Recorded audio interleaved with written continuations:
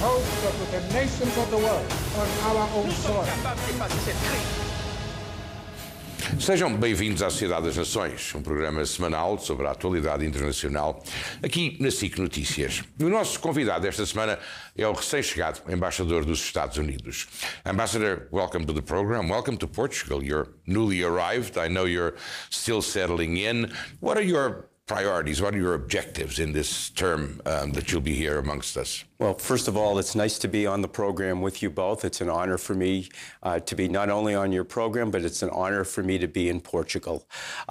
This is a wonderful country. I have long desired to be here. Portugal was my first choice to be a U.S. ambassador. I know you had a connection with the Portuguese communities in the United States when you were young. I did. I grew up in southeastern Massachusetts, where there were a number of Portuguese. My family were immigrants as well. My family came from Ukraine, and there were a number of first-generation Americans from the Azores, where I grew up. So I learned the Portuguese culture. I learned about Portuguese people very early on. We share the same values of hard work, of devotion to family, of respect and tolerance, and that was one of the reasons, one of the central reasons why I thought coming to Portugal would be a major and terrific posting for me. We have traditionally very good relations between both of our countries. Presumably, hopefully, you won't be very busy while you're here because the very few contentious issues. Nuno and I were talking on the way here. You know, but the only thing that people talk about between America and the and Portugal is Lajes in the Azores. Now, we obviously would like a lot of American soldiers there, spending a lot of American dollars. The Pentagon probably has a different view on the matter. Is this going to be part of your life while you're here? Well, I think the first thing I should tell you is I plan to be very busy when I'm here. I am not looking at this as a vacation, but I am looking at this as a job where I have the opportunity to really help build the relationship between Portugal and the United States. I know that Lajes is a major issue here in Portugal. As a matter of fact, I presented my credentials on May 30th to President Cavaco Silva. That was a Friday. I left the following Sunday, 2 days later, to go to the Azores. While I was in the Azores, I met with President Cordeiro. I met with the mayor of Praia, the mayor of Angara. I walked the base. I talked to the United States Command. I talked to the citizens there. And I understand that this is a very important issue for the Portuguese people, and that's why I thought my first act after I present my credentials would be to go there. For the United States military, we are doing an assessment of our forces all throughout Europe. Yes, of course. The notion of armies against armies really are not realistic. Everything's being rethought, isn't it? It really is.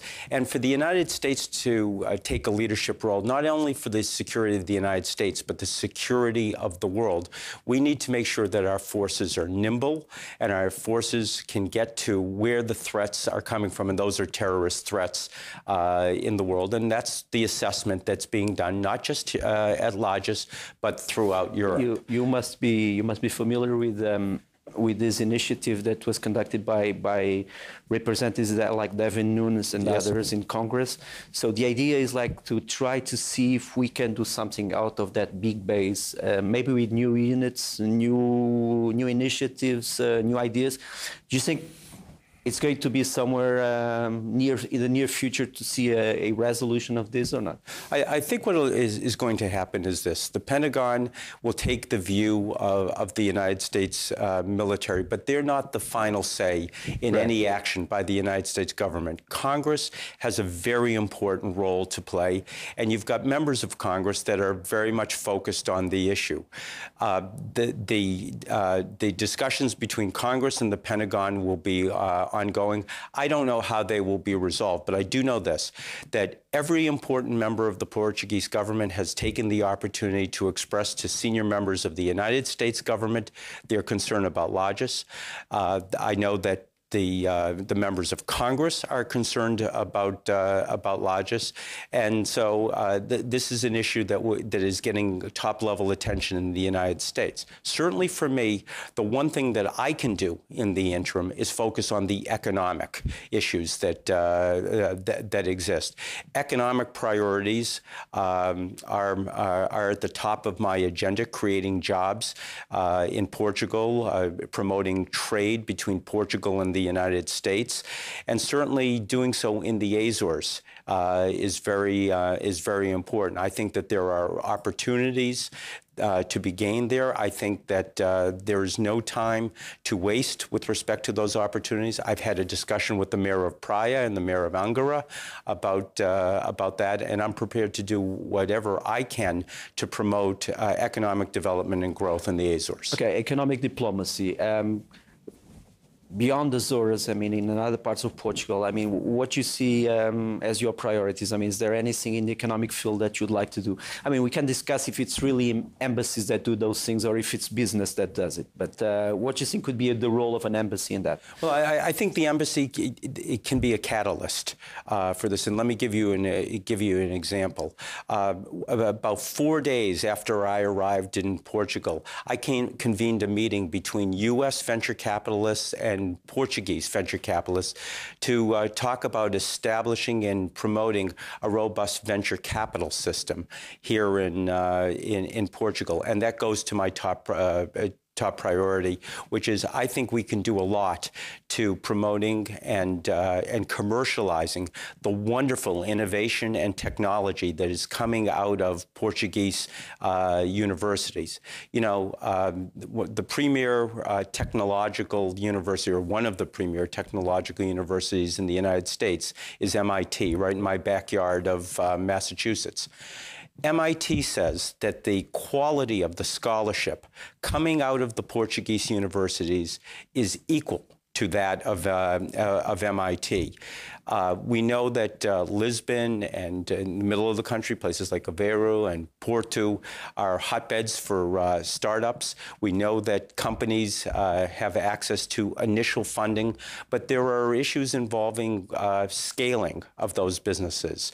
The United States can play a significant role in that, and the embassy can be the convener in order for the business community to do that. If I wanted to play devil's advocate, I would say that there are probably two things. First, probably Portugal is not so well known in the United States. I mean, probably it's known in Washington, D.C., but not so well known in the whole of the United States. And second thing, you don't have so many Portuguese or people of Portuguese extraction that are active in American politics. I mean, you don't see so many senators or congressmen, I mean, that are Portuguese, or governors.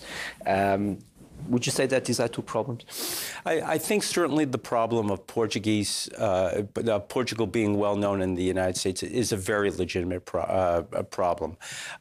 People ask me, what does the United States and the people of the United States, what do they think of Portugal? And my answer is they don't really know Portugal. They don't know the wonderful people that exist here, the warm and welcoming people. And I found that out from day one of being here. They don't know the lovely resources, the beaches, the interior of the country. They don't know the product. We have a chance to change that.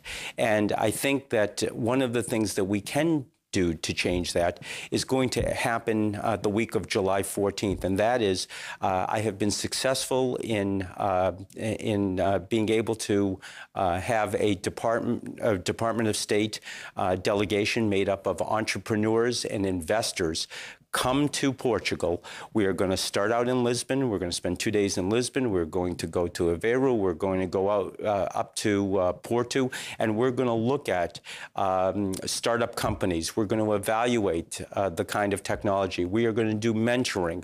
We're going to do meetings as to how to scale businesses. What does that do? It exposes the American business community to Portugal. And there's another event that's going to take place next March, which I think is going to be incredibly significant for Portugal. The Kennedy Center in Washington, the premier cultural and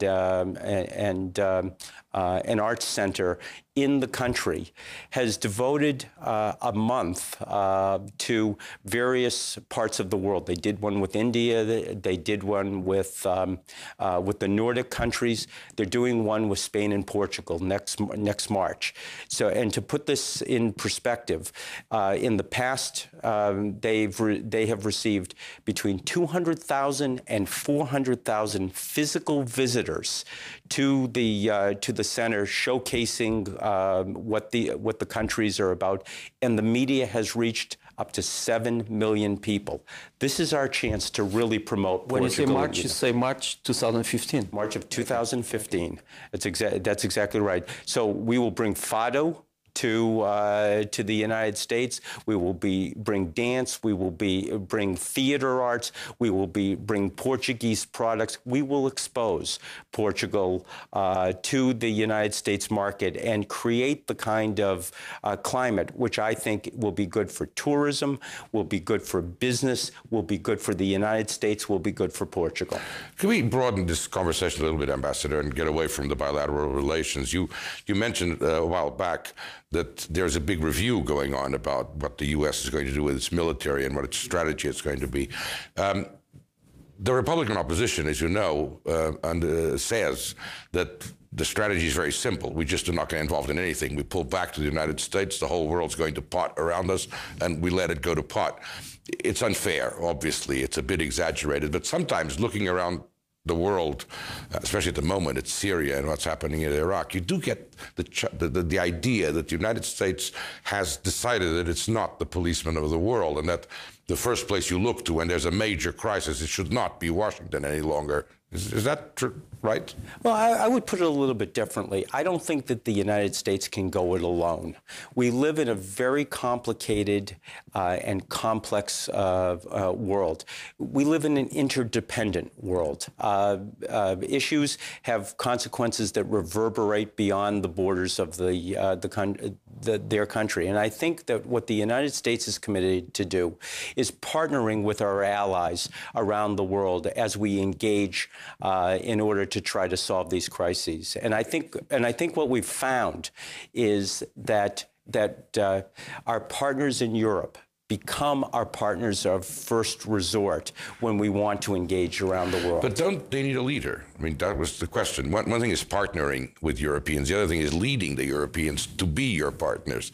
There hasn't the signs been that the Europeans are not going to follow unless you lead them. They're not just going to partner you in some operation, for example. Well, I think the fact that is Washington abdicating the leadership? I don't think so. I don't think so. I don't think that the United States can be in every place at all times.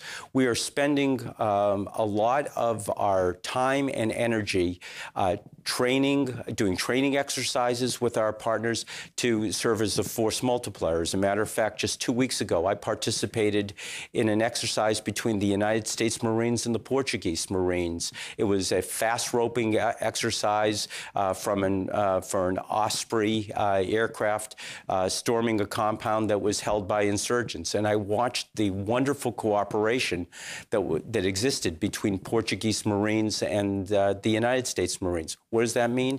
It means that the United States does not have to be the only person acting, that we have wonderful partners. The quality of the Portuguese Marines was high.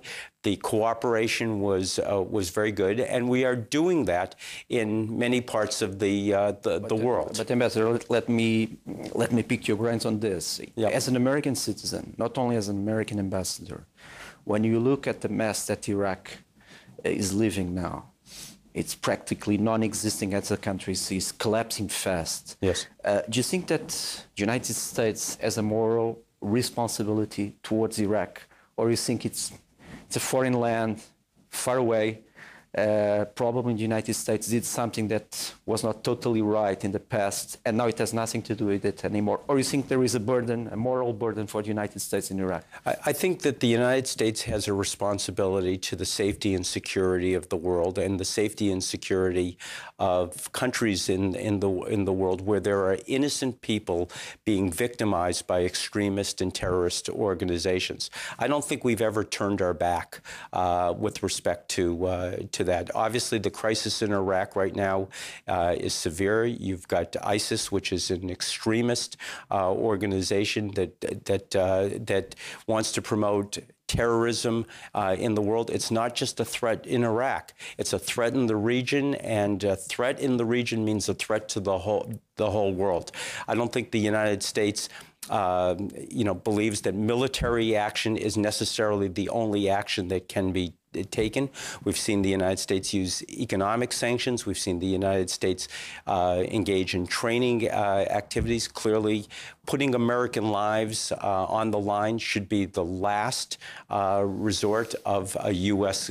government. But you see the things in Iraq as something of your doing, or is it you don't have any responsibility for the current crisis? I don't think it's a question of responsibility for the current crisis. What I really think it is what do we do about the current crisis? Our role is in Iraq has been to try to help build a democratic regime. Leaders, within that country have made decisions. Certainly, the notion of governing without being inclusive, bringing all sects within the government, was not something that the United States advocated for. Quite the opposite. We wanted Prime Minister Maliki to be more inclusive. I think what you're seeing there right now is the results of a government that did not reach out to all sects within the country, and we would hope that this crisis can be solved, but it will only be solved with the kind of government that is outreaching and inclusive, not exclusionary to the various interests within the country. That, I'm afraid, is all the time we have for Ambassador for this time around. I hope we'll see you again relatively soon, and I wish you a great enjoyment in your posting here. I'm sure that you'll love it, the wine, the food, the sun, everything. And you will not run short of crisis, so... Well, I am enjoying myself already. As I said, I've been welcomed into the community. I plan to be very visible in Portugal, and as I said, I'm rolling up my sleeves and getting to work, and I look forward to coming back on your show and talking again in the future. Thank you, Ambassador. Thank you.